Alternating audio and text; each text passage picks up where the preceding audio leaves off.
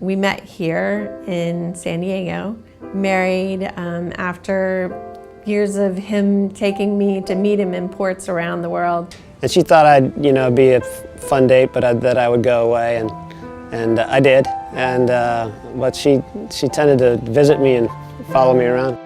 Wherever his ship pulled into port, if I could meet him there in Seattle or San Francisco, I would. And we spent our first 4 years dating, just basically having a really great travel dating relationship. And continued to travel and finally came back to San Diego with our 2 children. We have Jack, who's 19 now, and Carly, who's 16. Jack and Carly, they're the light of our lives, and it's been a very welcoming community for both our kids. During a later move, we were in Boston, and Jack was diagnosed with autism.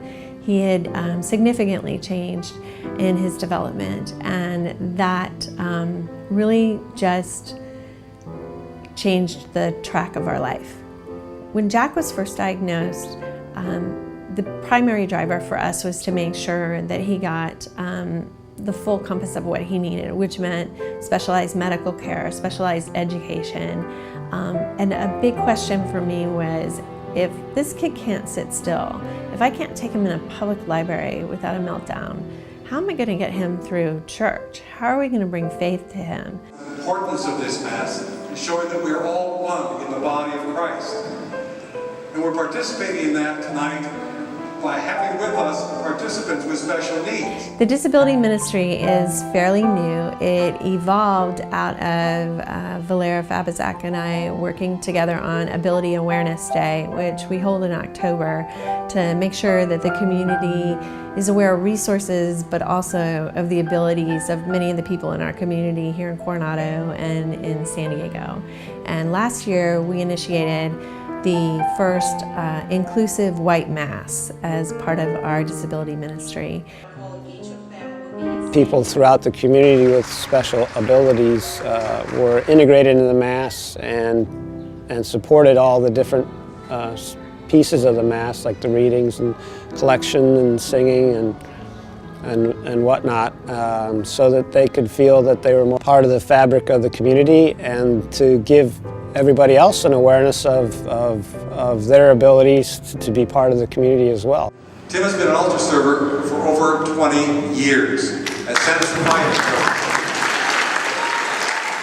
So we wanted to show that there's a place for everyone and that they can access the sacraments.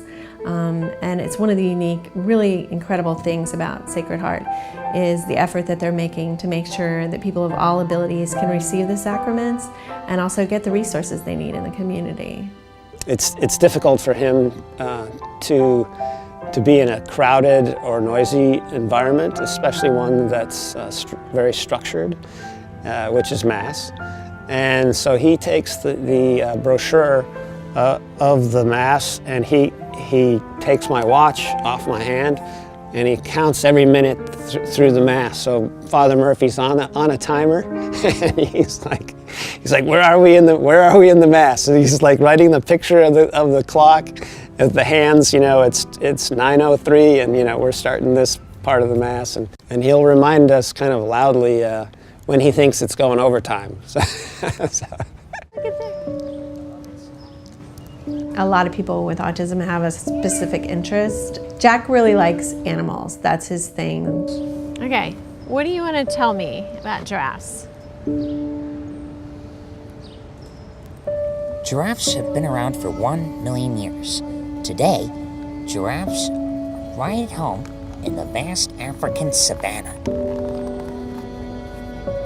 Like in the Serengeti or Kenya, or Akagera National Park in Rwanda. Their tongue looks like it can grasp things.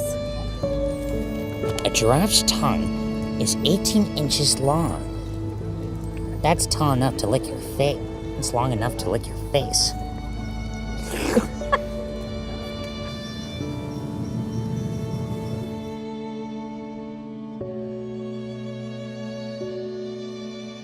You need to find a community that's going to let you bring in a kid who might make noise, who might not stand up every time, who might not kneel on time, who may ask questions in loud whispers. And now that he's an adult, it's even more important because people make more accommodations for little kids. But now that we have an adult who wants to come worship, we really need a church community that says he's ours and he's okay.